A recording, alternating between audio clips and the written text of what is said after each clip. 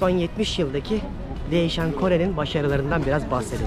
5 parasız bir ülkesiniz. Savaştan yeni çıkmışsınız. Sadece tarım var. Parayı kimden alıyor biliyor musunuz finansmana? İndiğimde çok enteresan bir şey anlatacağım. Hiç tahmin etmeyeceğiniz bir şey. Yabancılar giremez yazıyor restorana.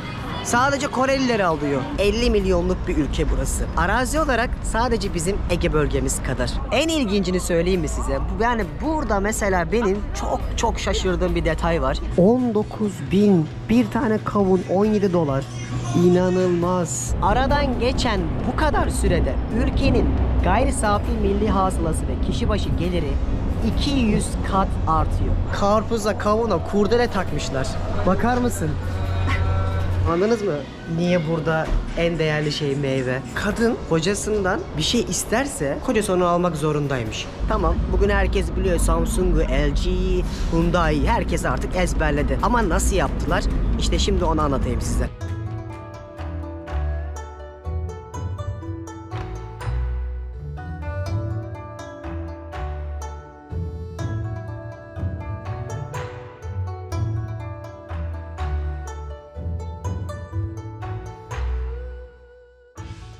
Rüzgarlı bir Seul gününden herkese merhabalar. Ben Deniz Pehlivan. Dünya turumun en canlı duraklarından bir tanesi olan şu anda Güney Kore'nin başkenti Seul'dayım.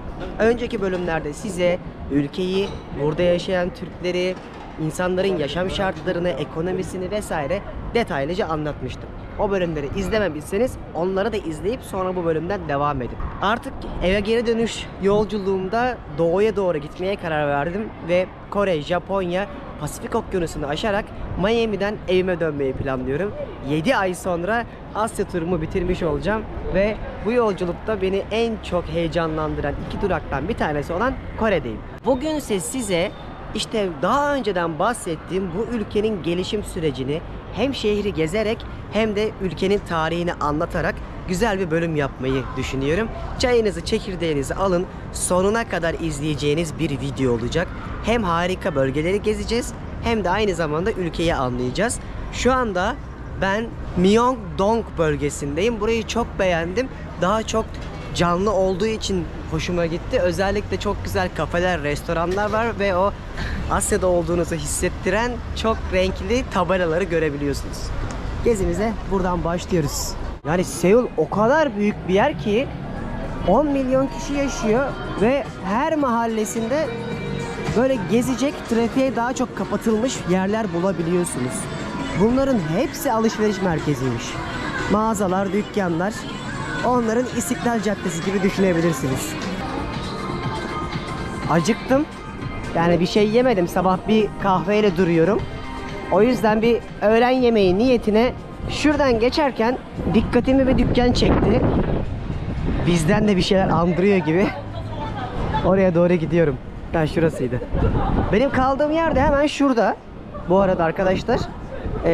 Ben yine bu gezimde yaşayacağım ne varsa hem web sitemin yazılarını yönlendireceğim sizi hem de bu mahallelerin neresinde kalmanız gerektiğine dair otel önerilerinde bulunacağım. Hani Kore'ye gelirseniz o açıklamadaki önerilerime bakmadan sakın plan yapmayın.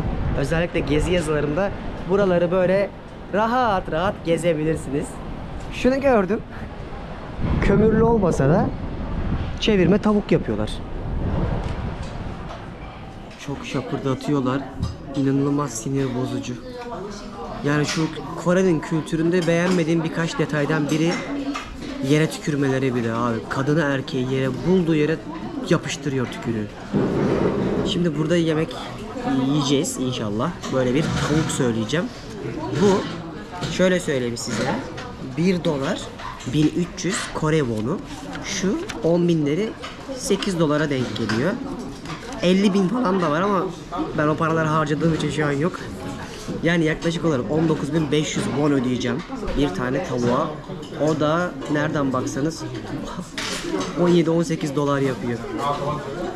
Düşünün, eğer buraya bir gün gelirseniz hani 20 dolara 30 dolara yemek yerseniz biraz düşük bile kalıyor, aklınızda bulunsun. Burada her yerde ücretsiz su veriyorlar. Salatanın üstüne ketçap koymuş. Gerçekten çok enteresanlar yani. Ketçaplı salatayı ilk defa gördüm. Güzel. Bildiğin çevirme tavuk yiyorum ya. Böyle bir şey verdiler. Bunlar hep ikram herhalde. Turşu. Her yerde turşu var ama tatlı hep. Neyse bu beni aç bırakmaz. Enerjiyi alıp gezmeye başlarız. Yemeğimi yedim. İşte fena değildi. Ama size şunu söyleyeyim. Hatırı sayılır dünyada millet gördüm, ülke gördüm. Ben bunlar kadar enteresan, asosyal, mesafeli topluluk görmedim. O kadar böyle yani siz dışlandığınızı hissediyorsunuz ki bunu bana hatta geçenlerde Kore vatandaşı olan Deniz anlatmıştı da. Yani çok mesafeliler dedim, niye böyleler? Ama dedi ne gerek var ki sosyalleşmek için, yani onların dedi kendi alanları var dedi. Yani gerçekten bazı yerler varmış, hatta internette gördüm. Yabancılar giremez yazıyor restorana. Sadece Korelileri alıyor. O yüzden bu dışlanmayı ve mesafeyi hiçbir yerde bu kadar hissetmemiştim. Artık dayanamadım, söylüyorum yani. Bu kadar insan böyle suratını ekşitmez, ne bileyim, yemek mi yiyoruz, dayak mı yiyoruz belli değil be kardeşim derler ya. Onu Kore'de hissediyorsunuz. Çok ilginç bir mağaza gördüm. Böyle rengarenk şeylere bayılıyorlar. Bak yine oyun karakterleri, bebekler, çocuklar hep böyle ya, bütün hayatları. Kore'de unutmayacağım şey bu olacak. Anime karakterleri gibi yaşıyorlar. Her yer kozmetik.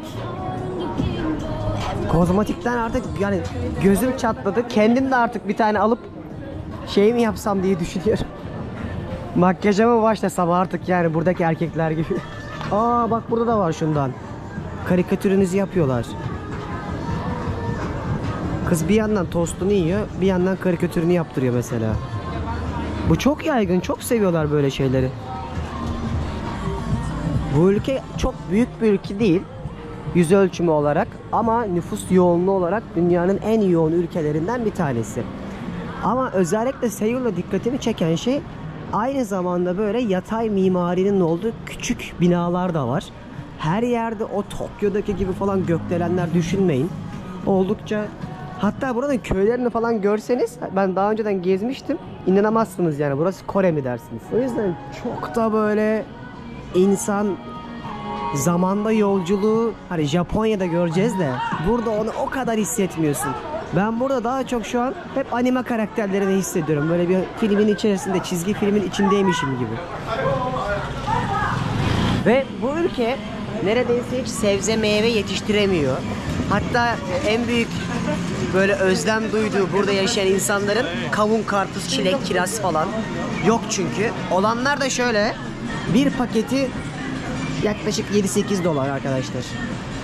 Burası mesela bir meyve satan dükkanmış. Girip bakayım, hem gelmişken görün. Şuna bak, küçücük üzüm 7 dolar. Ejder meyvesi 7 dolar. Kavun mu şu? Valla kavuna benziyor ama yok, başka bir şeymiş. Bir tane elma, elmanın tanesi 3 dolar yaklaşık olarak. Keza portakalda. Anladınız mı? Niye burada en değerli şey meyve? Yiyemiyorsun ya. Taneyle her şey. Hiç bu kadar da pahalısını görmedim daha önce. Allah'ım çıldıracağım. Şu karpuz 40 bin. 37 dolar. Şu tane, bir tanecik karpuz. Şurada kavunlar var. 19 bin. Bir tane kavun 17 dolar. İnanılmaz. Gerçekten yani hiç bu kadar pahalı bir meyve sebze ülkesini hatırlamıyorum. Yani İsviçre bile uygunmuş. Gerçekten çılgın. Ve insanlar hani meyve sebzeyi taneyle yemeği bırak, bizdeki hani bolluk vardır ya, bilmiyorlar mesela. Ya mesela inanılmaz pahalı. Mesela örnek vereyim size. Geçenlerde ben bir yere yemek yemeye gittim. Et şişler var böyle. O et şiş parasına domates var. Allah Allah dedim. Orada anlamamıştım mesela. Ya dedim, bu ne kadar saçma. Aynı paraydı. Şimdi artık anlamaya başladım. Gerçekten bu ülke üretim anlamında meyve sebze konusunda çok zayıf. O yüzden karpuzdur, kavundur, meyvelerdir, sebzelerdir oldukça ateş pahası. Şimdi sizi dünyanın en büyüğü olduğunu söyledikleri bir kozmetik mağazasına götüreceğim. Orayı da bir göstermek istiyorum. Lotte diye geçiyor ismi. Çok ünlü bir yer. Özellikle kadınlar merak edecektir. Gelmişken bir o bölgeyi de gezip mağazayı falan görelim. Şöyle bir yermiş. Gökdelen'in plazanın içerisinde.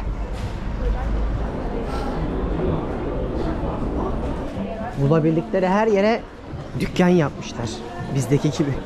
Ama şehir çok yaşıyor biliyor musunuz? Yani 24 saat hayat var. Ve rekabetçi bir yer olduğu için çok az uyuyorlar. Hemen Louis Vuitton'lar görünmeye başladı. Tabii Gangnam bölgesine götüreceğim ben sizi, daha orada neleri göreceğiz ama burası da bayağı ünlü bir yermiş. Gelmişken görün yazmış bir sürü yabancı form. Bak nasıl selamlaşıyorlar. Bunlarda elleri birbirine kavuşturup selamlaşma şekli yok. Böyle bellerine kadar eğiliyorlar direkt. Ellerini yandan tutarak. Ve asla tokalaşmıyorlar, sarılmıyorlar. Bu ne ya? Otele mi geldik? Yuh. Dışarıdan hiç bu kadar lüks görünmüyordu. Rolex'ler. Mesela şu marka isminin nasıl telaffuz edildiğine dair hiçbir fikrim yok. Abi zaten zenginlik suratınıza vuruyor. Aylin'le Deniz bana şeyi anlatmıştı. Buradaki parası olmayan biri bile çok lüks çanta alırmış. Çok fazla lüks çanta gösteriş takıntıları varmış. Zaten onu hissediyorsun da. Ve burada mesela kadın kocasından bir şey isterse, diyelim ki böyle güzel bir elbise ya da çanta, kocası onu almak zorundaymış. Ne yapar ne eder alırmış. İlginç. Burada daha çok kadınların sözü geçiyormuş. Alışveriş konusunda tamam eyvallah ama bu sosyal statü yarışında da özellikle marka takıntısı çok fazla Korelilerde var. Zaten Avrupa'ya bile gittiğinizde hep görürsünüz lüks dükkanların önünde hep böyle Asyalılar vardır. Tamam para onlarda ama aynı zamanda böyle de bir durum var. Yani sırf o gösteriş yarışından dolayı da o marka çantayı almak için gerekirse kocasından feragat ediyor. Ben bu kafayı anlamıyorum zaten. Yani bu genelde gelişmemiş ülkelerin zihniyeti olan bir şey ama Kore'de de böyle bir şey var. Buranın içerisinde bir de department store diye bir yer var, tamam mı? Burası da daha ulaşılabilir ürünlerin olduğu, işte marketin olduğu bir yer. Oraya doğru gidiyorum. Az önceki yer benim psikolojimi bozdu. Son zamanlarda bu kadar fakir hissetmemiştim. Çok güzel bir markete geldim. Hazır gelmişken biraz market gezelim. Hiç var ya burayı bilmeden geldim. Of, sushilere bak. Böyle çok güzel setler yapmışlar. Hello. Burada deniz mahsulleri var. Canlı canlı satıyorlar. Yengeçler var. Balıklar. Zaten deniz mahsulü ülkesi. Okyanusa kıyısı olduğu için inanılmaz bir deniz mahsulü zenginliği var. Bak burada et satıyorlar ama 100 gramı bu. Bu Kobe eti mi 200 gramı bu kadar? Ha, Wagyu'ymuş. Şuradaki etler Wagyu'lar. Kilosu 300 dolar. 300 Amerikan doları. Bunlar ne ya? Çok enteresan soslanmış deniz mahsullerine benziyor. Yine kimçilerden tutun da kurutulmuş farklı balıklara kadar var. Burası bir food courtmuş aynı zamanda. Yemeklerinizi alıp şu ortak alanlarda yiyebiliyor musunuz? Biz buranın Nişantaşı'na gelmişiz. Bu gerçek Kore olmamalı. Evet arkadaşlar, şu anda dünyanın en pahalı zeytinini gösteriyorum. 9 dolar şu kadarcık 200 gramlık zeytin. Zeytinyağı da yok. Ne var değil mi bu ülkede? Var işte ama bizim tanıdık olmadığımız tatlar, lezzetler, deniz mahsulü ağırlıklı şeyler var ama çok çılgındı burası. Burası çok fenaydı. Ben buradan çıksam iyi olacak. Çok ilginç bir şey duymuştum ve doğruymuş. Burada insanlar birilerinin ev ziyaretinde ya da çocuk olduğunda vesaire ya da düğün olduğunda meyve hediye ediyorlar. Bakın, fruit gifts diye paketleniyor hatta. Bu gerçekmiş. Şu şekilde kavunundan. Allah'ım inanamıyorum ya. Ne kadara denk geliyor? 170 dolar falan şu set. Arkadaşlar öyle ucuz falan da değil yani. Bunun benzerini dünyanın hiçbir yerinde görmedim. Ya Allah aşkına bak, Allah aşkına. Karpuza, kavuna kurdele takmışlar. Bakar mısın? Ananasa kurdele takmak nedir? 10 dolar bir tane ananas. Şu, Allah'ım çıldıracağım, 40 dolar kavun. Şu çilekler 22-23 dolar. 60 dolara geliyor şu karpuz. Ben Fethiye'ye döndüğümde kasa kasa meyve yemez miyim? Gerçekten yani bunu canlı canlı hiç görmemiştim. Şaşkınlığımdan anlıyorsunuzdur. Hani böyle müzeye gidersin de böyle ürünleri izlersin ya, işte yapılan eserleri. Burada da gidip meyve izledim ben. Hani müze gezer gibi karpuz, kavun nasıl, sanatçı ne anlatmaya çalışmış, nasıl süslemiş, ona baktım. Enteresan bir tecrübeydi. Yani bu unutmayacağım deneyimlerden birisi. Artık buradan çıkıyorum. Böyle bir yer burası ama gelirseniz uğrayın yani. Gerçekten enteresan detaylar var. Gördüğüm ama çekemeyi hani heyecandan unuttuğum şeyler de oluyor. Bence kesinlikle görülmesi gereken bir yermiş burası. Bak, bu ülkede hep bu kadınların yüz algılarınla oynayıp bu şekilde örnek aldırtıp estetik cerrahisini hep bu yönde yönlendiriyorlar. Hatta o Korean pop var ya, K-pop. O yüzlere dikkat edin. Hepsi böyle aynı şekilde aslında ama farklı karakterlerde. Ve burada en çok gelişmiş estetik de burası alınıyormuş genelde. Gözleri inanılmaz büyütüyorlar çünkü göz kapakları kapalı ve lens de çok kullanıyorlar. Bununla beraber burun. O yüzden bu şeyleri her yerde görüyorsunuz. Estetik mağaza dükkanlarını vesaire ve sürekli bir teşvik var.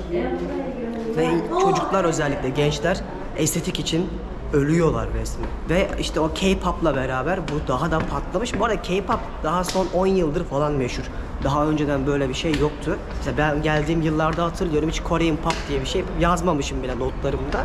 O yüzden şu an bütün yaşamları o Korean pop'taki rol modeli aldıkları ünlülerin hayatlarını yaşamaya çalışmaktansa onlara benzemeye çalışmak olmuş. Ben bunu toplumun çok ciddi bir şekilde aslında manipüle edildiğine yorumluyorum. Hiç doğru bir şey değil. Bizde de başladı son zamanlarda böyle özentilikler ve çocuklarımızı bu konuda bence doğru yönetmeliyiz, yönlendirmeliyiz. Çok güzel bir pazar var. Oraya doğru gidiyorum. Geride de gördüğünüz her yerde döviz bürosu bulabiliyorsunuz. Paranızı bozdurabileceğiniz böyle bir ara mahalleye girdim. Şu karşıdaki kule En Seoul Tower diye geçiyor. Oranın tepesinde de böyle şehri izleyebileceğiniz bir nokta var. Aynı zamanda bu kulenin normalde hava kirliliğine göre ışıklandırılması değişiyor. Yani şöyle, hava çok kirliyse burada kırmızı oluyor. İşte iyiyse, temizse de yeşil oluyor. Buranın hava kirliliği çok büyük sıkıntı. Öyle ki yılın çok büyük bir kısmında özellikle Çin'den ve Japonya'dan gelen fabrika dumanlarından dolayı ülkenin üstüne bildiğiniz bulutlar çöküyor. Ve hava kirliliği konusunda da hem telefonlara bildirim gönderiyorlarmış. Mesela bugün bu kadar kirli olacak, ona göre maske takın gibi. Aynı zamanda Seul'de bu kuleye baktıkları zaman hava durumunu anlayabiliyorlarmış. Bugün çok güzel hava var. Tam bir bahar havası. Böyle bir meydana geldim. Namdaemun diye bir pazar var. Oraya doğru gidiyorum. Daha çok gökdelenlerin olduğu bir mahalle oldu burası. Böyle kocaman da bir meydanı var. Şu arka tarafta bir yerde olmalı. Alt geçitten geçeceğim şimdi yine. Burada her yeri çok iyi bağlamışlar. Alt geçitten her yere bir şekilde ulaşabiliyorsunuz. Şunlar mesela, bak görüyor musun? Hep ne kadar yakışıklı, aynı yüz, şekil olarak söylüyorum, böyle çeneler olsun, yanaklar olsun, bambaşka bir imaj yaratıyorlar. Ve aynı zamanda K-pop'ta dünyada çok bilinsin diye aralarda hep İngilizce sözler de var. Ben bilmiyorum, mesela bir tane şarkısını söyle deseniz anlamam, bilmem, ama araştırdığım kadarıyla dünyaya açılmak için bunu yapıyorlar. Ve o kadar büyük baskı halinde insanlar sözleşmeler yapıyorlar ki hayatları boyunca kontrat imzaladıkları firmalarla çalışmak zorundalar. Onlar ne derse o olmak zorunda. Onların istedikleri şekilde saçları, yüzleri, kıyafetleri, kiloları dahi belirleniyor, biliyor musunuz? İşte sonra da gençler bunlara özeniyorlar. Dünyanın geldiği yeni düzenden bir tanesi. Bu arada videonun orta kısımlarında sizi güzel böyle bir doğal bir yere götüreceğim ve Kore tarihi ve ekonomisini anlatacağım. Çünkü yine dersime çok iyi çalıştığım Singapur'daki gibi bir bölüm düşünüyorum. Bu ülkenin kaderini tabii ki Amerikalılar belirliyor ve bu süreçteki yaşanan bazı radikal kararlar var. Buraya bir darbeci liderleri geliyor. Kimisi şans, kimisi şanssızlık diyor buna. Ama Kore tarihindeki en kilit insanlardan bir tanesi oluyor. 66-70 senede bu başarıyı sahip olmuş bir ülkenin birazcık da bence bizim de alabileceğimiz detaylara değinmek lazım. İğneyi kendimize, çuvaldızı başkasına batırarak buradan da bir şeyler öğreneceğiz. Önce şu marketi bir göreyim. Ondan sonra yolumuza devam ederiz. Vallahi de billahi de Eminönü'ne geldim sandım. Yani tabelaları görmesem aha diyeceğim Eminönü. İşte bunu söylerim. Aynı değil mi ya? Şu tabelaları al. Direkt o taraflardayız. Ama asıl pazar kısmı var. Böyle yeme içmenin de olduğu, oraya doğru gidiyorum. Burası tam böyle Kore halkını, Seullileri gelip göreceğiniz yer. Günlük hayatlarındaki telaşlarını, alışverişlerini çok net bir şekilde hissedebiliyorsunuz. Burada ben en çok bunu beğendim şu ana kadar. Bir sürükleyen kaosun içerisindesiniz ama aynı zamanda insanların gündelik yaşamını da fark ediyorsunuz. Hiç turistik değil yani. Burası da ünlü bir yer. Dumpling yapıyor. Hatta bak hep şeylerini, haberlere çıkan kareleri de koymuşlar, paylaşmışlar burada. İnsanlar gelip burada bildiğiniz bizdeki mantı gibi düşünün. Çin'de de var bu, Kırgızistan'da da, Kazakistan'da da, keza Kore'de de var işte hamur. İçinde de et ya da tavuk oluyor. Ama onlar daha çok domuz kullanıyorlar. Turşu cenneti, onların turşucusuna geldim. Ama işte hiç asla bizdeki gibi o sirkenin yoğunluğu, limon, ne bileyim işte ekşilik yok. Tamamen tatlı. Yine kurutulmuş balık cenneti. Baby oktopuslardan tutun da okyanus balıklarına kadar her şeyi kurutup kahvaltıda yiyorlar. Daha çok. Ya da böyle biranın yanında çerez gibi yiyorlar. Burası da kuru yemişçi Hasan abinin yeri. Şurada işte fındıklar, fıstıklar. Bayram alışverişi yapıyorlar. Burası neymiş? Bak o kadar yabancıyım ki birçok ürüne.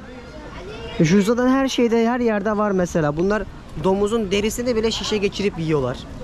Yani bizim damak tadımıza hiç uygun değil. Şu da Kore melon diye geçiyor. Zaten tane olarak ne kadar pahalı görüyorsunuz. 10.000. Yani 7-8 dolara denk geliyor ve hiç denemedim bu arada. Bir ara denk getirirsem deneyeceğim. Burası böyle bir yerdi yani öyle çok da renkli ya da çok da böyle yeme içme odaklı bir yer değil. Daha çok halkın yaşamını gözlemleyebileceğiniz, alışveriş yapmayı seviyorsanız alışveriş yapabileceğiniz bir yerde. Şimdi eğer olur da bir gün Kore'ye yolunuz düşer, gezmek isterseniz size 3 önemli yer söyleyeceğim. Seul, Gyeongju, Busan, bir de Jeju adası var. Ben Jeju'ya gitmediğim için 3 önemli yer dedim ama siz zamanınız olursa gidin. Şimdi bunların hepsini görmek isterseniz en az bir hafta ayırmanız gerekir. Sadece Seul için en az 3 gün ayırmak lazım zaten. 10 milyon kişinin yaşadığı devasa bir metropol burası. O yüzden hani bir tek videoda Kore'yi size anlatmam, gezilecek yerleri göstermem imkansız. O yüzden açıklamada hem bu özeti yaparım hem de web sitemin blog yazılarımı okuyarak rahatça plan yapmanız için bağlantılarını da bırakırım. Bir de otelleri falan da koyacağım bölge bölge. Çünkü burada nerede kalacağınızı da biliyor olmanız lazım. Bir yerden bir yere gitmek mesela Seul'de derseniz ama dışarıda kalırsınız 1,5 saatte merkeze ulaşırsınız. O yüzden ona göre de size önerdiğim bölgelerin bağlantılarına kadar bırakacağım. Şimdi bu çocuk biraz yoruldu. Bir su içeyim, kahve içeyim, bir yere oturayım. Oturduğumda da size artık son 70 yıldaki değişen Kore'nin başarılarından biraz bahsedeyim. Kahvemi içtim, biraz kendime geldim. Şimdi artık sizlere Güney Kore'yi anlatabilirim. 1,5 trilyon dolar gayri safi milli hasılası olan ve 50 milyonluk bir ülke burası. Ve arazi olarak sadece bizim Ege bölgemiz kadar. Özellikle son 74 yıl içerisinde tamamen üst düzey bilişim, yazılım, teknoloji ürünlerine yatırım yapıp bugünlere gelmiş bir ülke. Tamam, bugün herkes biliyor Samsung'u, LG'yi, Hyundai'yi herkes artık ezberledi. Ama nasıl yaptılar? İşte şimdi onu anlatayım size. 1953 yılında Kore Savaşı bitiyor. Bu dönemlerde ülke zaten helak olmuş durumda ve o zaman Afrika'daki birçok ülkeden dahi fakir durumda. Peki neden hemen 1953'ten sonrasına bağladım? Çünkü aslında 1910 ile 45 yılları arasında Japonya burayı tamamen fethediyor. Çin, Kore, bununla beraber Tayland'a kadar bütün bir coğrafyanın hakimi oluyor. Ve bu süreçte Japonlar buraları işgal ettiklerinde aslında bu insanları eğitmeye çalışıyorlar. Yani Japon işgali aslında Güney Kore tarihinde geleceği anlamında en önemli kırılma noktalarından bir tanesi. Çünkü o zaman Japonların eğittiği insanlar akabinde bugünün Güney Kore'sini inşa ediyorlar. Peki Japonlar buranın iliklerine kadar sömürme imkanı varken neden buranın halkını eğitmiş olabilir sizce? Çünkü Japonlar diyorlar ki biz burayı zaten sömüreceğiz ama en azından gençlerini eğitelim, onları istediğimiz şekilde hizmet sektörüne, yönetime kazandıralım, o şekilde sömürelim diyorlar. Ve bununla beraber de aynı zamanda gençleri asimile edip Japon kültürüne dahil etmeye çalışıyorlar. Yani buradaki insanları katletmekten çok kazanıp onları istihdam sağlatıp kullanmaya çalışmak Japonların amacı oluyor. İşte bu eğitim sistemine dahil ettikleri insanlar da Kore'nin en önemli mihenk taşını oluşturan ülkenin en ünlü kurucuları oluyorlar. Japonya kısmını anladık. Peki sonra ne oluyor? 1945'te artık Japonlar Amerikalıları yenilince burada bir Sovyet-Amerikan mücadelesi başlıyor. İşte Kuzey Kore ayrı, işte Güney Kore ayrı oluyor ve Güney Kore Amerika ile beraber yol almaya başlıyor. Amerika'nın burada yaptığı en doğru şeylerden bir tanesi tarımsal reformlar. Bakıyorlar ki buradaki insanlar daha çok köylerde yaşıyorlar. O zaman diyorlar biz tarımsal reformlarla sizi kalkındıracağız. Yeter ki Sovyetler sizi de almasın. Çünkü Amerika'nın da en büyük korkusu yayılan bir sosyalist Sovyetler Cumhuriyeti'nin tehlikesini artık uzaklaştırmak. O yüzden bütün gücüyle Güney Kore'ye destek oluyor. Aslında Amerika olmasaydı eminim bugün kesinlikle hatta Güney Kore diye bir ülke olmayabilirdi. Japonların baskısından artık bitmiş, tükenmiş olan halk Amerika'nın bu tarımsal reformuyla yeniden ayaklanmaya çalışıyor. Çünkü gıda çok büyük sıkıntı oluyor bu toplumda. Hani hep söylerler ya Asya'da işte şunu yiyorlar, bunu yiyorlar. Çünkü insanlar yüzlerce yıl burada kıtlıklarla uğraşmış bir toplum. Öyle olunca da Amerikalılar kendi halkını döndürebilmesi için tarımsal reformla Japonların elinde bulundurulmuş bütün tarım arazilerini Güney Kore halkına veriyor. Karnımız tok, sırtımız pek gibi görünebilir. Ama ve lakin tarımsal reformlardan sonra artık 1960'lara gelindiğinde ülke yeniden kurulma kararı alıyor. Bunu da bir ülkenin başına tarihte gelmiş en önemli, aslında övülür mü yerilir mi bilmiyorum ama pek tabii ki hepimiz darbeye karşıyız ama bu ülkenin kaderini belirleyen bir darbeci olan General Park Chung-lee geliyor. Bu isim çok önemli. Onların bütün geleceğini bu adam belirliyor. Tamam, darbe yaptınız. Kuzey Kore'de de mesela bir sürü liderler gelmiş geçmiş. Kuzey Kore'ye bakıyorsunuz inanılmaz geride. Güney Kore'ye bakıyorsunuz bambaşka. Ne yaparsınız yani? Darbe yaptıktan sonra bir ülkeyi yönetecek olsanız bu kadar zorluklarla mücadele eden ilk önceliğiniz ne olur? Hani biz de ülkemizde hep böyle kalkınma planları konuşuyoruz ve işte bu adamın yaptığı ilk şey 5 yıllık kalkınma planı hazırlıyor. Diyor ki bizim yeraltı kaynaklarımız, özellikle madenlerimiz, metal endüstrimiz çok iyi olabilir. O yüzden bunları kullanıp yol ve inşaat yapacağız. Önceliği bu oluyor. Yaparken de önceliği işsizliği azaltmak için istihdam. Pek tabii ki bu süreçte zorlandıkları en önemli şey finansman oluyor. Para yok ülkede. Ama o ara tabii Japonların da desteğini alacaklar. Ona birazdan değineceğim. Çok ilginç bir şey yapıyor adam. Diyor ki benim bir hayalim var.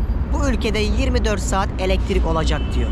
Ve adam 1960'larda Güney Kore'de 24 saat kesintisiz elektrik hizmetini hayata geçiriyor. Öyle ki dünyada hala günümüzde bile en büyük 5 demir çelik fabrikasından bir tanesi Kore'de. İşte o zamanlarda kurmuş oldukları girişimler bugün ülkenin en önemli üretim ve finansman aslında kaynağını sağlayan detaylardan birisi oluyor ve bu madenleri çok iyi yönetiyor. Bunu da yaparken 5 parasız bir ülkesiniz. Savaştan yeni çıkmışsınız. Sadece tarım var. Parayı kimden alıyor biliyor musunuz finansmanı? Japonya'dan.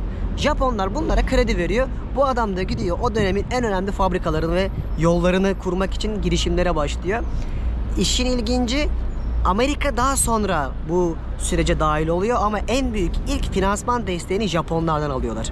En ilgincini söyleyeyim mi size? Yani burada mesela benim çok şaşırdığım bir detay var. LG, Samsung, işte Hyundai diyoruz ya. Bu liderleri, o zamanki işte darbeci lider diyor ki Chaebol diye bir şey kuracağım ben. Aile şirketleri ve devlet destekli olacak diyor. Bugün konuştuğumuz mesela Hyundai şirketi işte o zamanın özel sektör şirketi ama devlet tarafından desteklenen şirketi olarak hizmet vermeye başlıyor. Öyle ki devlet bunlara krediler tanımlıyor, istihdam sağlamaları halinde vergi indirimleri böyle bir sürü teşviki oluyor. İşte o aile şirketleriyle beraber ülke kalkınmaya ve istihdam artmaya başlıyor.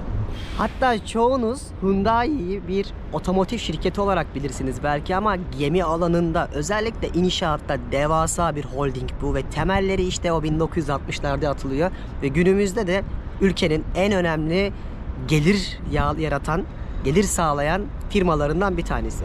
İşte bu Chaebol'lar ülkenin geleceğindeki en önemli mihenk taşlarından bir tanesi. Çünkü o şirketler sayesinde ülke üretime başlıyor. Aynı zamanda inşaat konusunda Orta Doğu ülkelerine yollar yapmaya başlıyorlar. Bu sayede de Orta Doğu'dan gelen nakitleri, liderleri tarımsal reform yaptıkları köylerde de bölüşmeye başlıyor ve her köye belli bir miktarda gelişmesi için kaynak ayırıyor. Böylece hem kırsal hem şehirler büyümeye başlıyorlar. İlk bu adamın yaptığı şey otoban yapmak. Önce diyor bizim yollarımız olması lazım ki diyor ticareti rahat yapabilelim. Liman kenti olan Busan'la Seul arasındaki ilk otobanı yapıyor. Günümüzde Güney Kore 4 Asya kaplanı olarak bilinir ekonomi anlamında. Singapur'da da anlatmıştım bunu. Singapur, Kore, Japonya, Tayvan. Çin'i saymadım çünkü Çin o zamanlar kapalı kutu olduğu için daha şimdiki gücü pek tabii ki olmadığı için o 4 kaplandan biri olarak bilinmese de tabii ki günümüzde şu an hepsini tokatlayacak güçte. Tabii buranın 1,5 trilyon dolarlık gayri safi milli hasılası var. İnsanların kişi başı ortalama geliri 30-40 bin dolar civarında olsa da burası aynı zamanda eğitime ve sosyal hayata da çok önem veren bir ülke. Mesela herkes yılda bir kere check-up yaptırmak zorunda. Çünkü devlet diyor ki sen de diyor şimdi kanser manser vardır.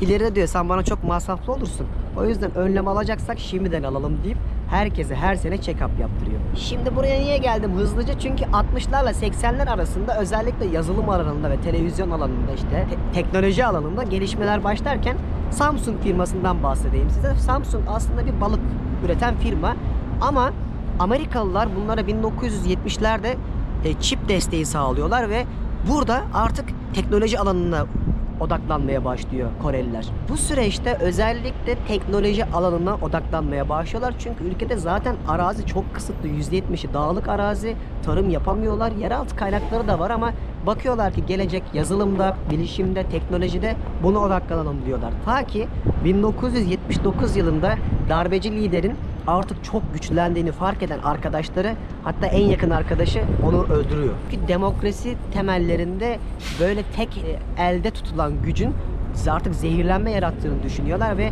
Güney Kore geleceği için en önemli kırılma noktalarından bir tanesi de demokrasi anlamında bu adamın öldürülmesi oluyor. Ve akabinde günümüzün en ünlü teknoloji ve yazılım şirketlerinin olduğu ülke olan Güney Kore'nin temelleri asıl aslında 80'lerde atılmaya başlıyor. Aradan geçen bu kadar sürede ülkenin gayri safi milli hasılası ve kişi başı geliri 200 kat artıyor. Bu kadar küçük bir ülkenin yapmış olduğu doğru yatırımlar ve insana verdiği değerle beraber ve doğru yöneticilerinin yönlendirmesiyle günümüzün Güney Kore'si oluşmuş oluyor. Oldukça iyi özetlediğimi düşünüyorum çünkü burada bir kronolojik sıralama yaptığımızda birbirine çok iyi bağladık bu süreci. Burada çok önemli mihenk taşları var dostlar. Birazcık da Kore'nin şanslı olduğu yanlar. Çünkü Amerika Vietnam Savaşı'nda mesela buradan asker istiyor. Korelilere 5 milyar dolar para veriyor. Koreliler Vietnam Savaşı'nda burayı Amerikalıların, askerlerin ihtiyaçlarını karşılamak için üs kuruyorlar. Ve bildiğiniz fabrikalar Amerikalılara satış yapıyor. Buradan da bir kaynak elde ediyorlar. Aynı zamanda buradaki birçok göçmen işçi Avrupa'ya falan gidip para kazanıp akabinde paralarını Kore'ye gönderiyorlar. İşte bu 20-30 senelik süreçte yaşanan bu finansal kararlarla beraber ülkenin ekonomisi toparlanınca, para da gelince nereye yatırım yapacağını bilen liderler doğru ata oynuyorlar. O da en önemli nokta olan Amerikalıların ve Japonların bu Korelilere sağlamış olduğu yazılım ve çip konusundaki destekleri. Tabii Hyundai gibi firmaların da çok doğru yönlendirilip özellikle yurt dışında inşaat sektörlerinde çok büyük projeler yapmasıyla beraber, yani öyle büyük şirketler ki bu 4 tanesini toplasanız Türkiye'nin gayri safi milli hasılası eder. O yüzden ülkede çok büyük katma değer yaratıyorlar. 50 milyonluk bir ülkede 1,5 trilyon dolar gayri safi milli hasıla var dedim ya. Türkiye'de bu 800 milyar dolar ve biz yaklaşık 90 milyonluk bir ülkeyiz. Durumu buradan anlayabilirsiniz. O yüzden Kore'nin yaptığı bana göre en doğru yatırımlar, özellikle bu süreçteki büyük şirketleri çok iyi yönetmeleri. Tabii ki çok ciddi insanları sömürüyorlar, özellikle işçileri ve akabinde bir sürü süreç de yaşanıyor ama o dönemde insanların çok büyük buhranlar yaşadığı için pek sesi çıkmıyor. Tabii ki günümüzde öyle bir şey olsa kimse bunu kabullenmez. Ama milli mücadele verdikleri süreçlerde en azından toplumsal olarak bunun altından kalkabiliyorlar ve günümüzün Kore'si oluşuyor. Nasıl, dersime iyi çalışmışım değil mi? Çok araştırdım bu süreci. Birçok da video izledim. Umarım sizlere de güzel bir bilgi derlemesi olmuştur. Tabii bir ülkeye gittiğiniz zaman sadece o ülkenin sokaklarını görüp insanlarıyla goy goy yapmak bence çok bir katma değer sağlamıyor. Onu zaten birçok videoda yaptığımız için ben böyle bu bölümde birazcık daha bilgi olsun. Hani Kore ile ilgili araştırma yapanlar olur, merak edenler olur. En azından ülkenin geçmiş sürecini bilin istedim. Şimdi buradan ayrılıyorum. Taiwan bölgesine gidiyorum. Orası da böyle çok tatlı restoranların, kafelerin olduğu, böyle Asya'yı hissedebileceğiniz bir yer. Metroya doğru güneşli bir Seul gününde yürüyorum. Bu arada bakın arkadaşlar, Instagram bir hayalin peşinde hesabımda da bir sürü şey paylaştım. Oradan da takip edin. Orada da hemen hızlı paylaşımlar yapıp yine gezi rehberleri hazırlıyorum. Tabi orası daha anlık oluyor. YouTube'a bu videoları yapmak, kurgulamak, ya edit süreci bile ölüm. Göksel'le beraber yapıyoruz. Sağ olsun, o da çok destek veriyor bu süreçte. Aynı zamanda beğenip yorum yaparsanız algoritma anlamında bize destek olmuş olursunuz. Motivasyonun en güzeli bence insanların yaptığınız işe takdir etmesi, en büyük mutluluk. Geldim metroya. Zaten yakın bir mesafede, 10 dakika sonra oradayız. Şehrin bir bu kadar da yerin altında var diyorlar ya. Seul onlardan birisi işte. Çok fazla maske takan insan var. Yani hava kirliliğinden mi diyeceğim, pandemi korkusu var ya hala, ondan mı diyeceğim bilmiyorum ama siz de gördünüz yani. Arka arkaya kaç kişi geçti? 10 dakikadır yürüyorum. Bitmiyor. Resmen şehir değiştiriyor gibiyim. Bu durak güzelmiş. Böyle tuğla desenleriyle biraz tasarım oynanmış. Şöyle marşlar eşliğinde metromuz geliyor.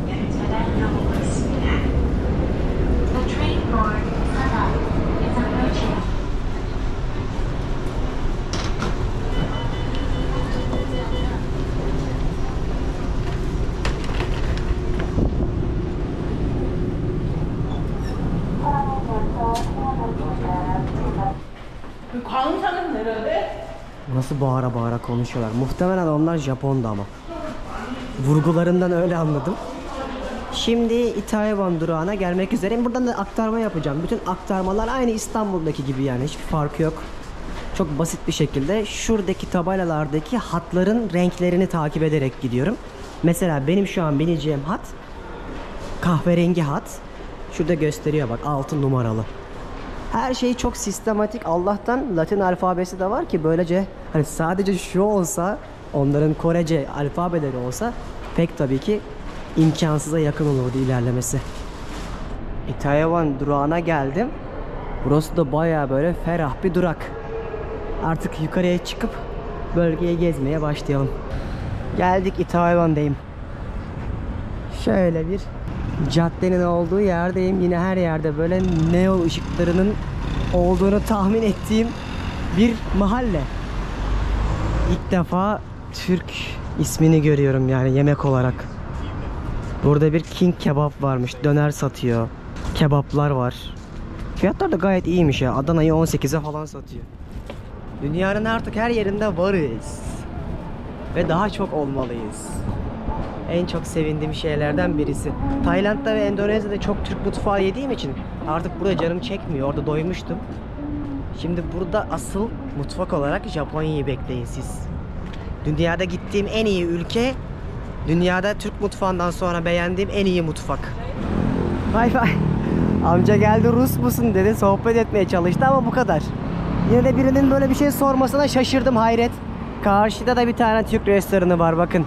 Kervan Beef Döner Şiş Kebap diye Türk bayrağımızı da koymuş. Burada arka arkaya 2 tane yer gördüm. Demek ki burası bayağı bir merkezi bir yer. Bu ne abi, her yerde Türk restoranı var. Sultan Kebap diye bir yer var bak. Şurada karşıda Troy Kebap var. Yani yan yana aynı mahallede 5-6 tane Türk restoranı gördüm. Demek ki burada gece hayatı da var. Çünkü genelde öyle oluyor. Yani böyle hızlı fast food yemeklerinin olduğu yerlerde gece hayatı olduğu için restoran açıyorlar bizimkiler. Böylece insanlar böyle birkaç demlendikten sonra yemek yesinler diye. Ne güzel ekmek. Tamam orası. Ama burada ekmeği ne diye yiyorlar biliyor musunuz? Böyle yolda yürüyüp tatlı gibi yiyorlar. Ekmeğin tadı bile farklı. Bunu Deniz hatta söylemişti, hatırlıyorsanız önceki bölümde. O yüzden hiç aradığınızı bulamıyorsunuz. Lezzet konusunda her şeyi pilavla yiyorlar. Buralar daha çok böyle akşamüstü iş çıkışından sonra hareketli oluyormuş. Ve içmeye, takılmaya, barlara, restoranlara geliyorlarmış. O yüzden şu an çok sakin görünüyor. Ben zaten buradan başka bir bölgeye geçeceğim için yolumun üstünde olduğundan dolayı durdum. Buranın bir nehri var. Han Nehri'ydi galiba ismi. Bu nehrin aslında ben size 3-4 bölümdür eski bölgesini gösteriyorum. Bir de yeni yapılmış bölgesi var. O da o meşhur Gangnam bölgesi. Hatta Gangnam Style şarkısı vardı ya, hatırlarsınız, YouTube'da ilk milyar izlenen klip. Onun olduğu yeni bölgeyi de ayrı bir videoda çekmek istiyordum. O yüzden hani buraya kadar gelmişken uğradım sadece. Buralarda böyle çok küçük sokakların, caddelerin olduğu yerleri dolaşıyorum şu an. Yani şu bile çok keyifli ve enteresan geliyor. Yani ara sokakları bile tertemiz ya. Ya şimdi otobüse bindim. Otobüslerde nakit 1500 vermen lazım. Param çıkışmadı ama adam bana yardımcı oldu. Parkın birine gidiyorum. Bu otobüs de inşallah doğru yere gidiyordur. Hiçbir plan yapmadan bodoslama daldım. Size indiğimde çok enteresan bir şey anlatacağım. Hiç tahmin etmeyeceğiniz bir şey. Otobüs bir dursun, anlatacağım. Toplu taşımalarda erkekler özellikle 2 el yukarıdaki o şeylerden tutuyorlar. Deniz bana bunu şöyle açıkladı, Kore vatandaşı olduğu için. Ülkede, ya bu da çok enteresan, taciz olaylarında iftira atılıyormuş. Mesela kalabalık bir yerdesiniz, kız kalkıp durduk yere sizin taciz ettiğinizi söylüyor. Tamam, kameralar var ama eliniz aşağıda mesela. İspatlanmadığı için çok ciddi meblağlar ödetebiliyorlarmış. Bunu duyduğumda inanamadım ve dikkatimi çekti çünkü herkes 2 kolla tutuluyor şeyleri, demirleri. Deniz bu şekilde açıkladı ve aslında buradaki o taciz olayının ve istismarın da nedenle aslında manipüle edilebildiğini insan net bir şekilde o ilk ağızdan Koreli birinden duyunca şaşırmıyor değil. Şimdi nehrin karşısına geçmeye çalışıyorum. Orada çok güzel bir park var. Umarım başarabilirim. Çünkü fark ettiğiniz üzere yanlış bir yere geldim.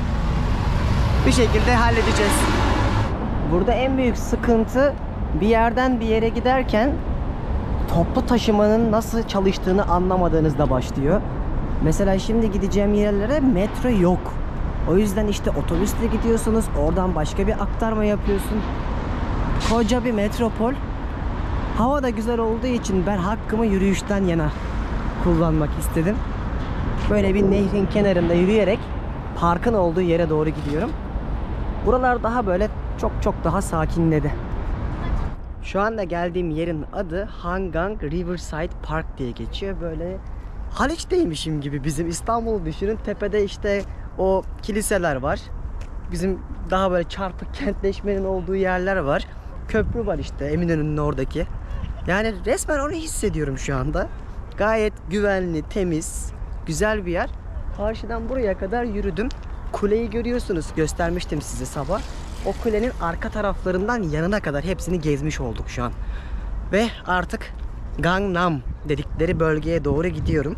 Ama onu size sonraki bölümde aktaracağım. Çünkü biraz hem dinlenmek hem soluklanmak istiyorum.